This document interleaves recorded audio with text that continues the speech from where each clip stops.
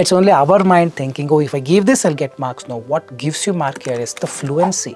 What kills your score is the content. But everyone is going behind the content that actually kills your score. And what magically can happen apart from getting killed from this technique? Definitely RIP. Rest in peace. Hope you are getting it. Do not follow this. Any template is fine. It doesn't matter. But you need to be fluent. This is the only criteria. If you're using, I can see, then you have to speak multiple things. Hey everybody, Nakul here from SKILLS PTE ACADEMIC. Really hope everybody is doing fantastic. I'm back with yet another super awesome packed video on RIP PTE exam. Stop killing your scores. Today in this video, we're going to talk about how to stop killing our scores ourselves by following the wrong advices.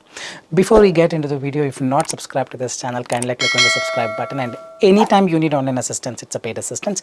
You can check the information in the description of this video. We left a WhatsApp link. Click on the link, send us a message. I'll be there, we will be there to help you, guide you in the right direction. Alright, without further delay, let's straight away get right into the video. The first tip that kills your scores is to speak with proper intonation and proper emphasis or the stressing of the words. Well, this is clearly explained in the Pearson score guide. Let's have a look at this. It says 5 for native-like pronunciation. Well, I don't have a native-like pronunciation. I have non-native-like pronunciation, Indian pronunciation. It says if you want 5 out of 5, you need to have a native-like pronunciation. It means all vowels and consonants are produced in a manner that is easily understood by regular speakers of the language. The speaker uses assimilation and deletion appropriate to continuous speech. All good so far. But then it says stress is placed correctly in all the words and sentence level stress is fully appropriate. A newbie would look into the score guide and start stressing the words, emphasizing all the words. And also if you look into the fluency aspect of it, it says a proper intonation, cerebral stress, and lot many stuff. So with this, if we go and read the read aloud with a view of getting full marks, this is how the read aloud looks like. The humid Jamaican air smelled sweet from ripe mango and passion fruit trees. Smoke swirled around from the open fire where a whole green knobby breadfruit sat roasting next to a pot, simmering with rundown. Well, trust me, this is how I spoke because I read this in the Pearson score guide and thought this is how it should be done so that I get more marks. I got 51, meaning whatever is written there, probably that actually kills your scores. The reality is sitting quite far away from you. Then what is the right way to do it? Right way to do it is the way you speak with your friend. The natural way of speech will get the marks. If you stress thinking it is written in the Pearson score guide, definitely it will lead to further stresses in your life. So what is the best way to do in the read aloud? Stop looking into the score guide. Don't follow whatever is given out there. Follow my channel, definitely yes. Read something like this. The humid Jamaican air smelled sweet from ripe mango and passion fruit trees. Smoke swirled around from the open fire where a whole green knobby breadfruit sat roasting next to a pot simmering with rundown. Well, this is the way to do it where I did not apply any syllable stress, any intonation, any native-like thing that they've asked. If you do this, you get the marks. This is now between me and Pearson. Whom do you trust? Leave your valuable comments in the comment section. The second tip that actually kill your scores but people fail to notice is to write the first letter of each word in PTE repeat sentence. For 90% of the students, this will not work. They have problems in repeat sentence, so they think they need some strategy, some easy shortcut, and they just go with it. In the beginning, it looks all perfect for a 4-word audio or a 5-word audio, but if it crosses 7 or 8 words, you are still writing the first letter of each word, first letter of each word, first letter of each word in the repeat sentence. Audio has ended, beginning in 1, the microphone has started.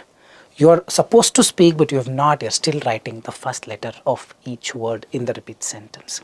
And then 3 seconds are over. You're still writing. The 4th second, microphone has turned off, indicating silence detected. Microphone turned off. Now you're ready, looking into whatever you've written, trying to analyze what is that first word, what is that second word, and then try to speak with full of fumbles. This requires diligent practice. For some, it may work. For 90% of the students, they fall into the honey traps. Hope you know what honey trap is. So avoid doing it. What is the easiest way to get your scores in repeat sentence? Listen less, speak less. Marks is hidden not in the content, marks is hidden in your fluency. Don't have to give full content. For a smaller audio, give perfect content. For a very lengthy audio, instead of writing the first letter of each word, what best you can do, you concentrate on first 50-60% of the content and speak the first 50-60% of the content. I'm sure you're gonna get a very good score. This probably will do this RIP thing, so be very careful before following the second tip. The third tip that actually kill your scores is describe image, give this keyword, this keyword, this keyword, this keyword, maximum, minimum. Otherwise, you don't get the marks. You're not following this template. In this template, you have to give this keyword, then only marks will come. Don't listen to all these things. So it's more of a psychological problem. We look into it and assume, oh, this is how it works. Well, how it works is exactly opposite of what you think. It's an image, of course, software probably will not have intelligence to look into the image. Perhaps it doesn't have eyes to look into the image. We have eyes, we have brain. Software has a different way of intelligence. It cannot read what is there inside an image. It's only our mind thinking, oh, if I give this, I'll get marks. No, what gives you mark here is the fluency. What kills your score is the content. But everyone is going behind the content that actually kills your score. And what magically can happen apart from getting killed from this technique? Definitely RIP. Rest in peace. Hope you are getting it. Do not follow this. Any template is fine. It doesn't matter. But you need to be fluent. This is the only criteria. If you're using, I can see, then you have to speak multiple things. While speaking, well, if you speak perfectly, well and good. But everyone do not have that capability, potential to speak. They need a lot of practice, 5-6 months. Those people who follow the small templates and try to speak, full fumbles, marks completely gone. Use a lengthy template. I've shared many templates in my other videos. The given image represents a beautiful image. There must have been a popular debate about the information that it has that flow. Keywords you give or not, it is not going to make a huge difference towards your scores. Please remember, otherwise, you know the category called RIP. Don't fall into that. The fourth tip that actually pushes you to that RIP zone is to use a template in your essay writing which has only one word that needs to be written. Rest all this automatically covers. So people who have poor grammatical skills or sentence formation skills would often end up thinking, if I write on my own, I think it will take 10 years for me to improve. What I'll do, I'll use this template and get scores because others are getting it. Nobody is getting it. Trust me, all this will not give you scores. Not only just this, there are templates like dash, comma, dash, comma, dash. Put only one word. Guys, you cannot escape. I'm telling you, at least now be aware of it. You got to write 5 sentences or in the worst case 4 sentences on your own with a mixture of simple, compound, complex. The software can easily predict this, AI can easily predict this. Please remember, avoid using all these things that definitely push you to that RIP zone. Hope you are getting it, at least after watching this video. The fifth tip that actually pushes you to this RIP zone is in summarized spoken text using keyword template. Because if I write on my own, I make grammatical errors. So what do? I will chill out. I will not practice. I will not work hard. I will use this template and push myself to RIP zone. All this will not give a good score, though summarized spoken text hardly contributes some 6 to 8 marks.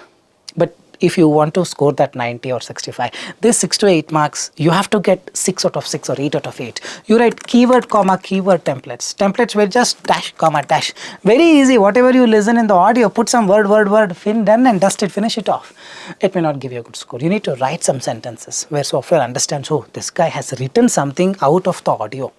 You need to write a sentence, a phrase. Instead of writing king, comma, queen, 2 words, you need to write king who lives in this place marries this queen. This is a phrase and you got to practice for that. Otherwise, push yourself to the RIP zone. Remember this. The 6th technique that actually kill your scores is this: relying on intuition while solving, reading fill in the blanks or writing fill in the blank. What do I mean by this intuition? You rely on your heart, kidney, lungs, never on the brain, because this using brain will take a lot of time. It's considered hard work, it's pain. Using kidney, lungs, heart, everything is very, very easy. So I'll just give a small demonstration on what I meant. Let's have a look at this particular question. So now this question, try doing it on your own. I'll add a timer of 2.5 minutes. Post 2.5 minutes, resume to understand if you've pushed yourself into the RIP zone or not. There are some honey traps here. A honey trap is a good word, man. Check in the internet what honey trap is all about. So do it in 2.5 minutes. I'm going to come back and show you where you went wrong.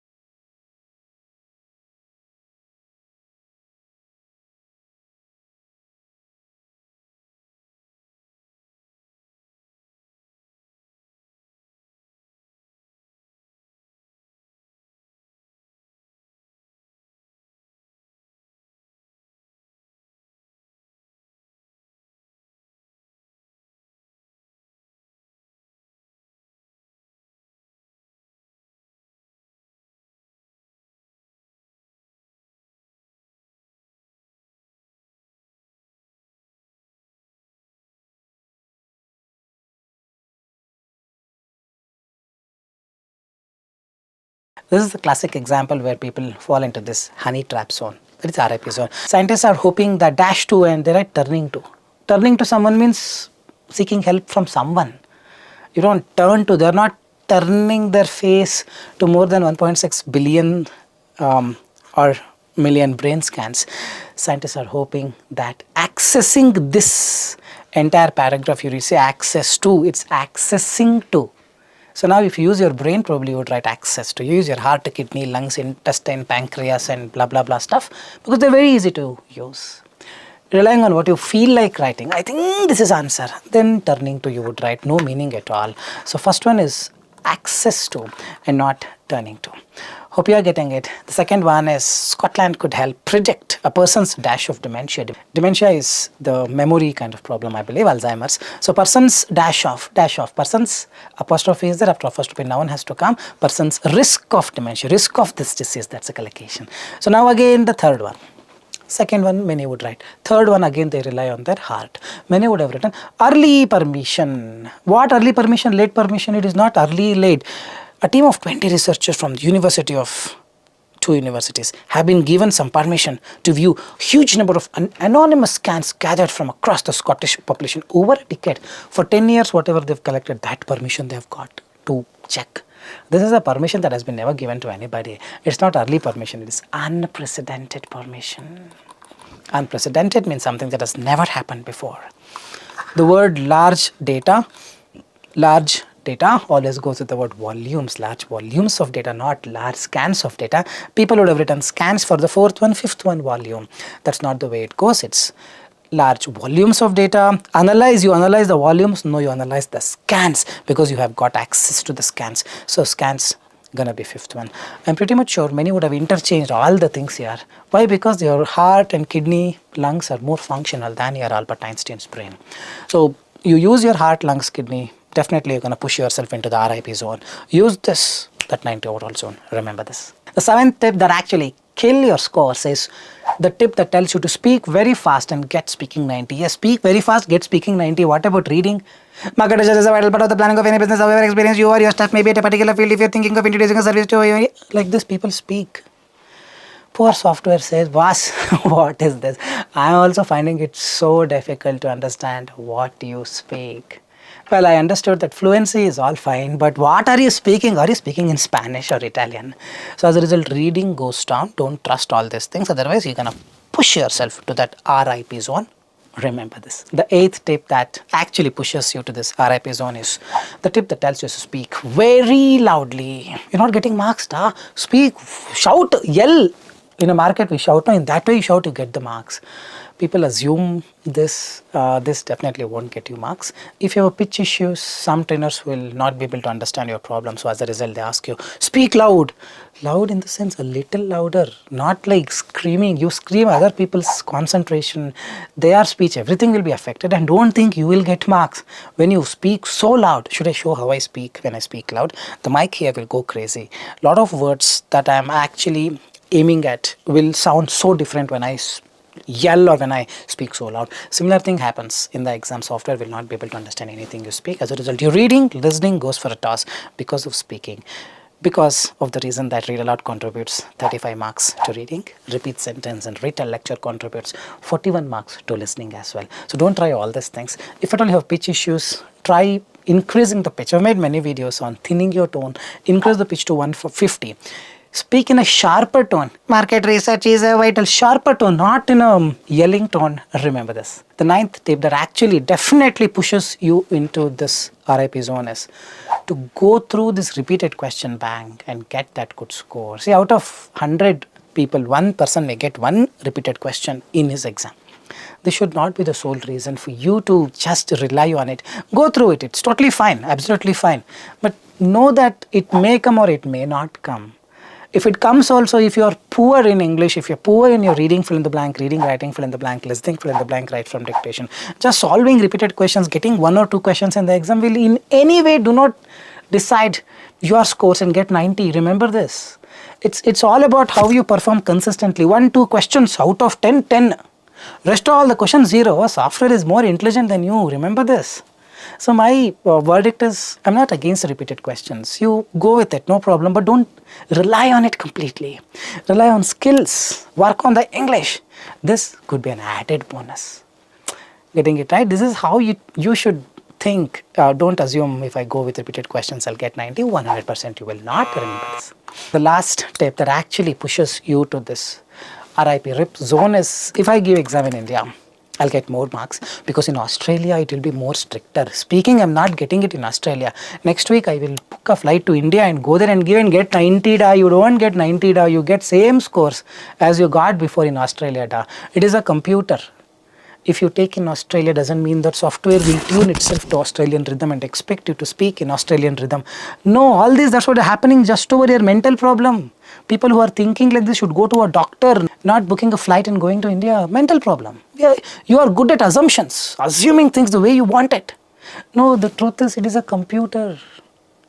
Wherever you stay, it doesn't matter. So many of my students in Australia have got 90. They are all Indian students, Bangladeshi students, Pakistan students, all over the world. It doesn't work the way you think all the time. Please don't book your flight to India and come here or any other Asian neighboring countries and book your exam and get the scores. You don't get the scores. You get the same score as before. If at all you have trouble, you can join our course. We will help you in the right direction. Next time, just do one thing. Before assuming things, just ask a question. Do I have any evidence for this assumption? Then all the assumption will just fall apart. Alright, I really hope this video was a great video. If you believe the same, like, share and subscribe, and leave your valuable comments in the comment section. Fine guys, with this I'll park the video here. Soon I'll be back. Till then, take care. Bye bye. Thanks much.